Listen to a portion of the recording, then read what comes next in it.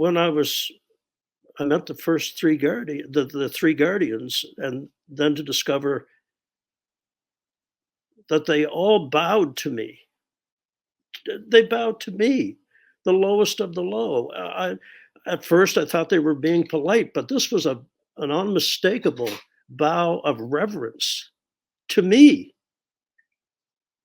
to me.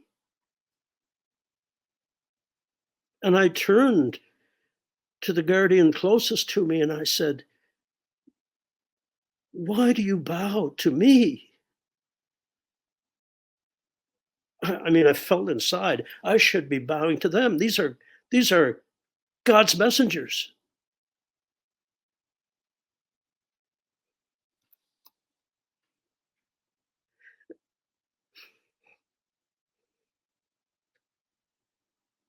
And the guardian said to me,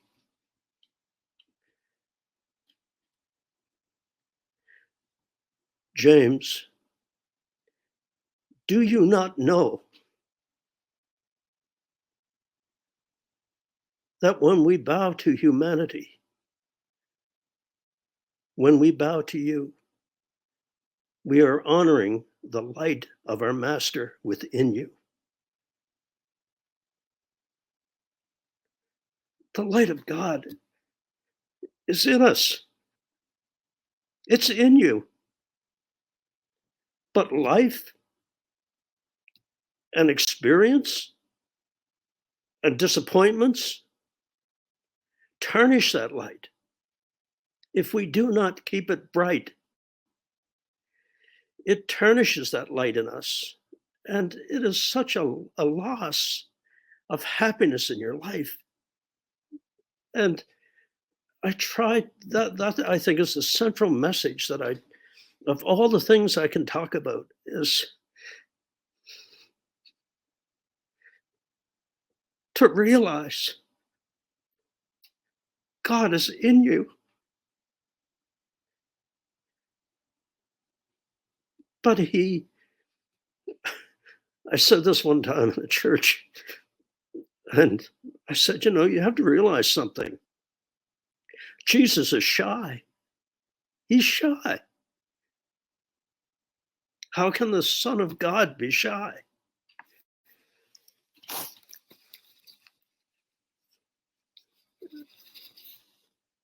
He's shy because he would never, ever impose his will on us. The greatest gift that God bestowed upon us is free will. And we take it so for granted. He's God. Jesus is the Son of God. They could demand that we love them, but they don't. They gave us free will to make our own decision. And I am acutely aware that we take it for granted. The free will that we have is the greatest gift that God could have ever given us. Because the central tenet of this is love cannot be taken. It can only be given. We know that in our relationships. If we expect to take the love of someone, that relationship is doomed. It will die.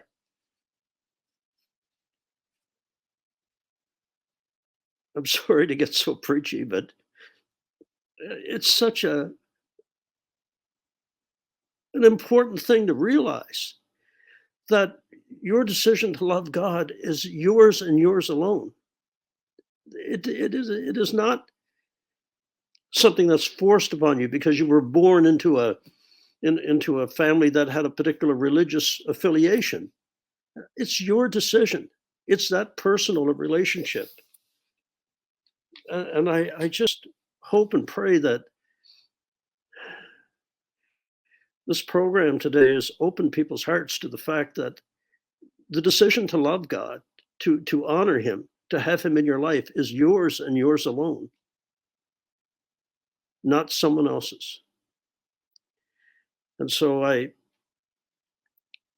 just hope and pray that of everything that's been said over the last 2 days carries through to your hearts, and you remember that free will is the key to heaven. But beware, it is also the key to hell. It turns the same lock. I also want to bring to your attention something that I wanted to make sure that we concentrate on going forward. And life used to be, although I lived a good life, I thought I was successful. Uh, but it's this gray thing we trudge through on a daily basis, trying to get ahead or stay ahead of the other people. Life is now filled for me with joy, with the life I have with my wonderful wife, who is such a blessing to me every day and whose faith in God is an example to me every day. I have seen the effect that my experience, and I guess the experiences of the other people who have spoken these past 2 days, has on people. The story gives people that hear the hope of something more than the grind, a tangible sense of what is to come. Not only that, but tangible evidence of transformation in their hearts. I really want people to to realize that as difficult as this life can be, having the presence of God and the light of God in you creates a trace of the serenity of heaven, and the goodness of God will follow you every day. I know that we live in a time of unbelievable, what seems sometimes to be overwhelmingly bad and difficult, and everything that's going on in the world, especially the last month or so in Ukraine. I just uh, want to remind people that, and non-believers will say, well, if there was a God, why does he let this happen? I circle back. It's the free will of the people that were in control, to create this chaos, but it's also in our free will to show love, to show kindness, to show compassion.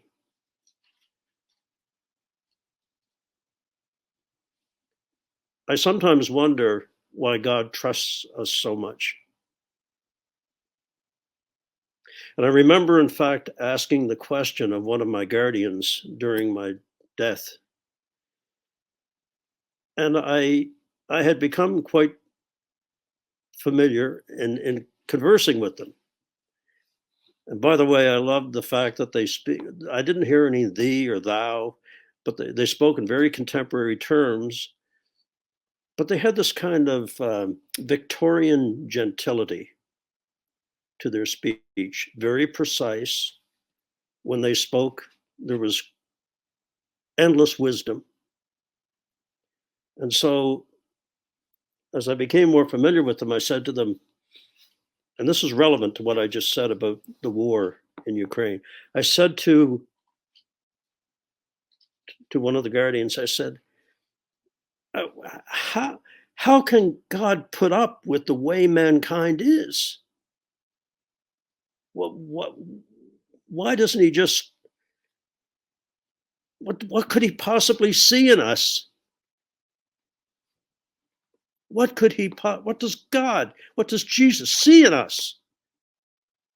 And the guardian looked at me with this kind of perplexed look in the beautiful violet eyes that they have. So, in response to my question of what does God possibly see in us, He said, James, do you not know that what God sees in you and mankind is himself? You see how that circled back? The light of God, the light of God, the light of God. And so I want you to keep in mind that in the face of what we consider to be endless cruelty, because we come home in the evening, we turn on the TV or go online, and we see all the carnage of the day before. And I said that to the guardian. I said, how can that be? How can I possibly look with hope for mankind? And once again, focused those beautiful violet eyes on me and said, James. And it wasn't, I kind of got the feeling that he was not frustrated. They don't get frustrated. But he was trying to put it in terms that my limited intellect could understand. And the guardian said, James, what mankind does not see on your various modes of communication, your TV, your computers, your newspapers, what they do not see, what they do not report on, are the countless acts of kindness and love and compassion that go on every day in front of us. But never will a major television station or a major news outlet report that someone bought soup to that old lady across the street or helped that blind man cross the street,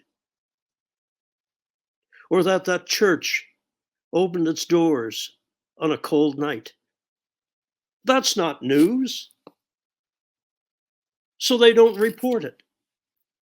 And so the guardian said, what you must remember is in the records we keep of the goodness that you do in the book of your life as mankind, it is immense, the kindness and love that occurs every hour, every minute, every second of your earthly time. Goodness is created. And it is immense. And if you took all the evil in the world, it is as this. It is as this. So I want to remind you to not lose faith that those countless acts of kindness and goodness that we pass by every day because they are the mundane. There is nothing mundane about goodness and kindness. It is the central teaching of Jesus to help the poor, to cure the sick, to feed the hungry. And yet we, with all our so-called connectedness, never before has mankind been so connected by communication and so disconnected from acts of kindness in the sense of not realizing they're happening. And it's so wonderful to have it explained by this incredible being of God that we are not a lost cause. We are not a lost cause. We are God's pride and joy. We are God's pride and joy because He is in us. He is with us if we allow him in. I'm sure so many of you have seen that painting, and I never did ever find out who painted it, but the one of Jesus knocking on a wooden door. Knocking, knocking. If you look carefully at that painting, there's no handle on the outside of the door. That door has to be opened from the inside. And that's what Jesus does. He knocks at the door of your heart. But you must open that door. Not your pastor, not your friend, not your mother. They all guide you to the door. But it's you that must open it to Jesus. It is phenomenal what happens in your life when you have Jesus in it. It's like finding your long lost friend. And I know that for someone that may have happened on this as I'm speaking will say, oh yeah, another one of those guys. Do not dismiss this lightly. Because not only did I have the incredible experience of seeing heaven, I had the awful experience of having a glimpse of hell. And let me tell you something. You know, I hear people ridicule the old fire and brimstone preachers of years gone by. They were right. They may have wanted to scare you straight, but they were right, because you have no conception of what awaits you if you deny God. And it's not his fault. He gave you every chance. The words that scare me the most for mankind is 3. It's too late.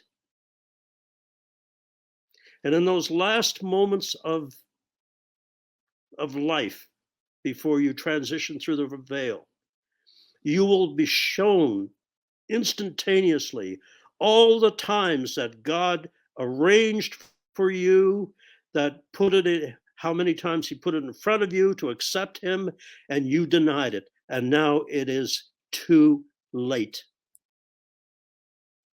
And I think that for the people that you've heard over the last 2 days and myself, that's another big part of our message is don't leave it till the last moment. Don't leave it till the last moment. It sounds so simple, and yet it's so profound to make sure that you're ready for your death, that you do not fear it. When I say to people, you know, one thing about dying is it makes you incredibly liberated because you have no fear of death. I know what waits. I know what waits. I know what waits if you are a follower of Christ, and I know what waits if you are a follower of Satan. And it is not pretty. And I know that some of you may have read my book or may have seen some of the videos where I talked about the consequences of living a life of immorality, of no kindness, and then in the last moments. And sadly, I'm the poster boy for last moments. I didn't deserve to go to heaven.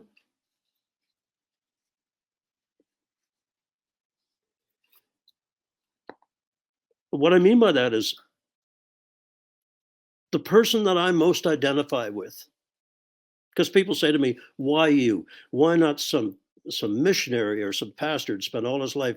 I don't know. I guess I'm the poster boy for lost causes. But I know this,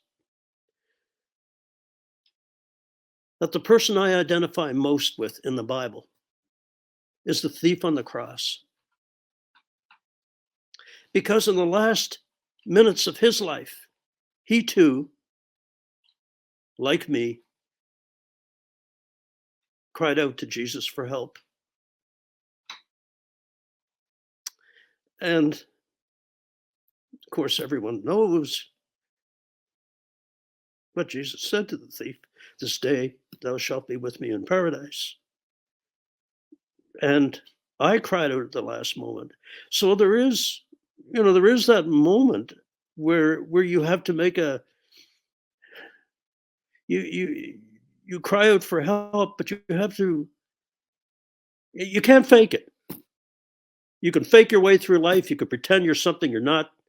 You can't do that with Jesus. God made your heart. He sees it.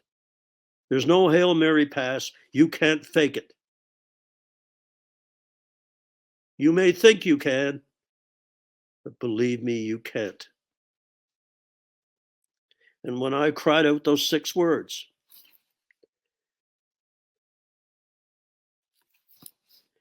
those 6 words were everything to me. And they came, and God forgive me and God help me. And my prayer was answered. But you can't fake it. It has to come from a like I've often said, a part of me that I didn't even know existed. And I'd like to tell you that I came back with all the answers. I don't have all the answers, but I think I've got the most important ones. Love Jesus, be kind, love each other.